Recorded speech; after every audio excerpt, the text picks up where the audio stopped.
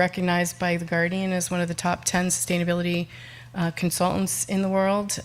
He's on the advisory board for SASB, and again has been thinking alongside us about this topic for a long time, so he's a very adept person to be leading today's conversation, and I welcome him to the podium.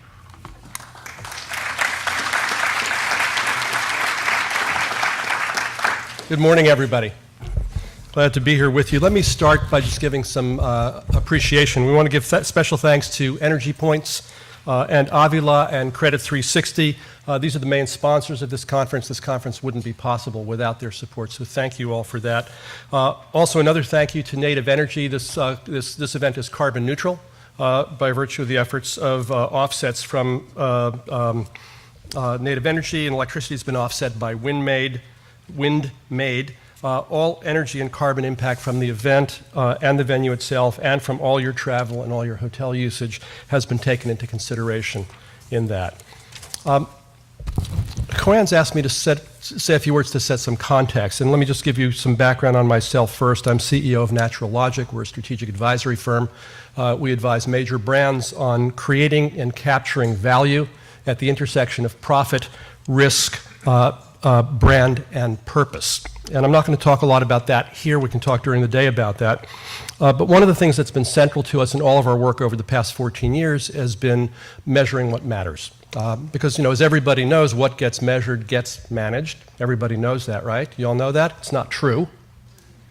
What gets measured can get managed. What's not going to get measured isn't going to get managed well. So at least there's the possibility there. But that begs the question of what should we be measuring?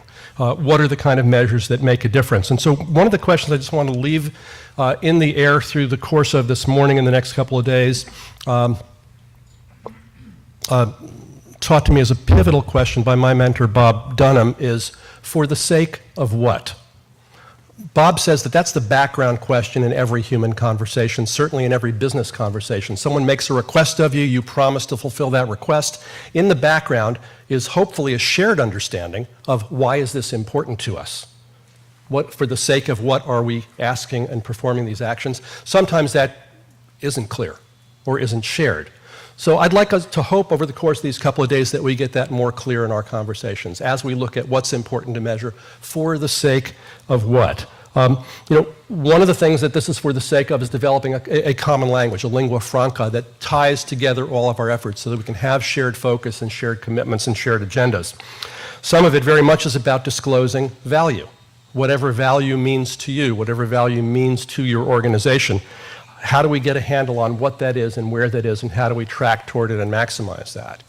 We'll have conversations about both hard and soft metrics. Hard, carbon emissions, soft metrics, employee engagement. Well, it turns out a lot of recent research is showing that the soft metrics are as significant as the hard metrics as a driver of value in organizations. They're more challenging to get at with precision, but they're enormously potent in their leverage.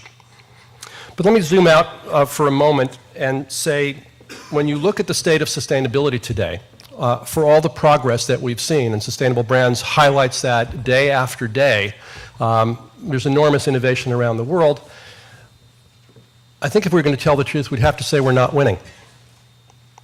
And it's hard for me to say this. I'm usually the optimist in the room.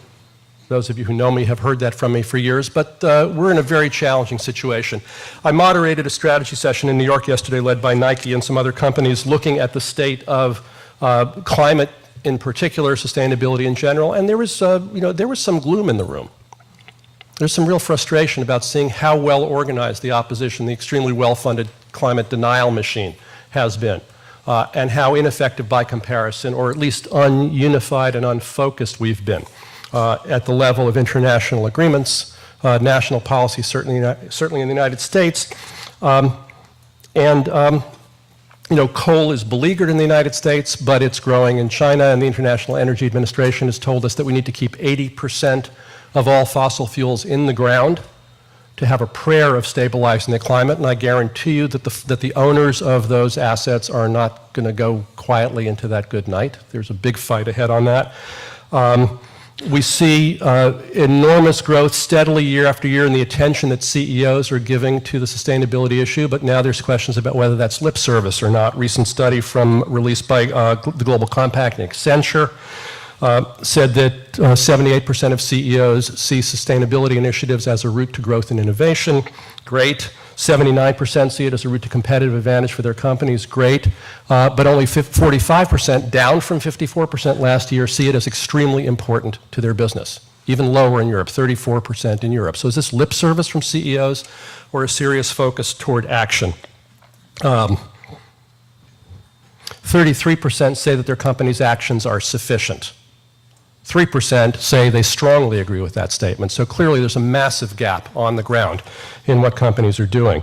The insurance industry has a particularly cogent and important view on these issues. A study just released this last week said that more than 600 cities around the world are at serious risk for climate-related events.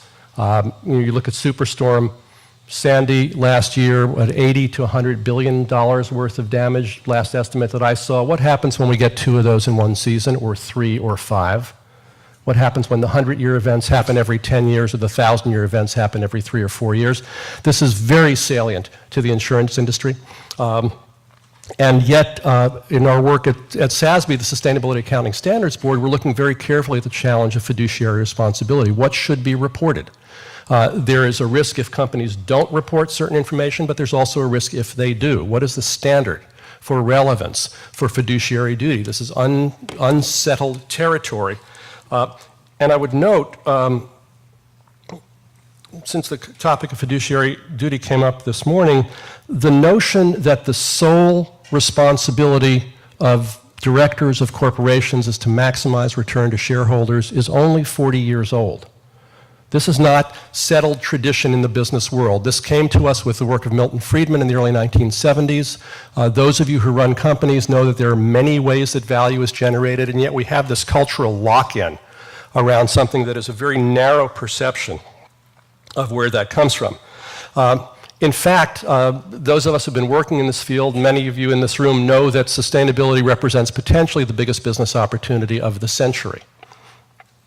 In our work with clients, major brands that we've worked with, Coke and eBay and HP and Levi's and Steelcase and SunPower and many others, we have found documented on the ground massive opportunities of value, in some cases as large as the company's existing global revenue. Now, that's not easily accessed. That requires a profound redesign of the business proposition from top to bottom, but at least as a possibility, that scale of impact is there. And many of the actions that you would take to maximize value and the actions you would take to mitigate climate change are in fact the same. So the argument that says we can't afford to do this presumes that sustainability is at the expense of profit. If that's the case, it's a rational business strategy to delay those investments as long as possible till you're compelled by regulation or markets or what have you to do it. If, in fact, these strategies are profitable, the rational business strategy is to accelerate them and harvest the advantage now, build brand, build profit, reduce risk, and dare I say, serve purpose and build meaning in an organization through the same set of actions. So, so the question that we are faced with through all that is, well, what's good enough? How much is good enough? And this is the kind of question that the GRI grapples with, that SASB grapples with. These are, massive laundry lists of potential metrics, which are a good universe for consideration, but in fact not what anyone's going to manage to. What you're going to manage to is always going to be a much shorter list. But when I think of the question of what's good enough, I think of Tesla, which all of you know is, hot automobile property, selling more cars in California than all the other luxury brands combined. But one notable metric from there, announced just a few weeks ago, is that Tesla hit perfect scores on every safety rating for the Transportation Safety Board. 5 out of 5 on everything. And people thought that was pretty cool. I thought it was remarkable, not that they did it, but that nobody else ever has. I mean, it's clearly not impossible. But I think what the difference was that Elon Musk said to his company, we're going to hit perfect scores on all these, design a car that does that. And I imagine that everybody else said, we're going to do as well as we can within the constraints of engineering and financials and the competitive market situation.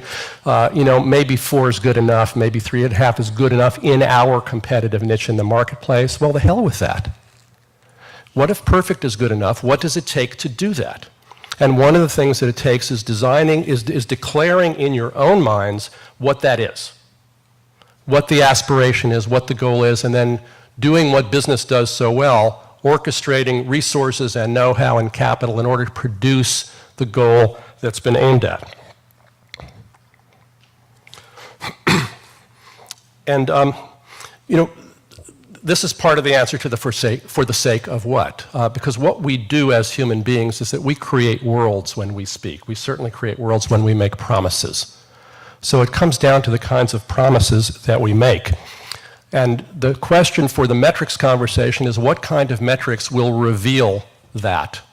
Will reveal what we're committed to, what we care about, and where we're going. What kind of metrics are generative, that actually create possibility, that we can step into as individual people and as companies, that reveal true progress and that generate potent and effective action toward that progress, toward the goals that we share. So for me, for the sake of what comes down to a simple statement and a very tall challenge. Our job together in the sustainability movement is not to sustain things. As Bill McDonough says, it's not to keep things at the level that they are now. How boring is that? But it's to reinvent the economy of an entire planet, this planet, and to do that in one generation. To do that in a way that builds wealth inclusively. And the challenge for the metrics conversation is to do that in a way that provides a clear line of sight that connects every single person in your company with the actions that they take and the impacts of those actions and the contribution of those impacts to the goals that we all share together.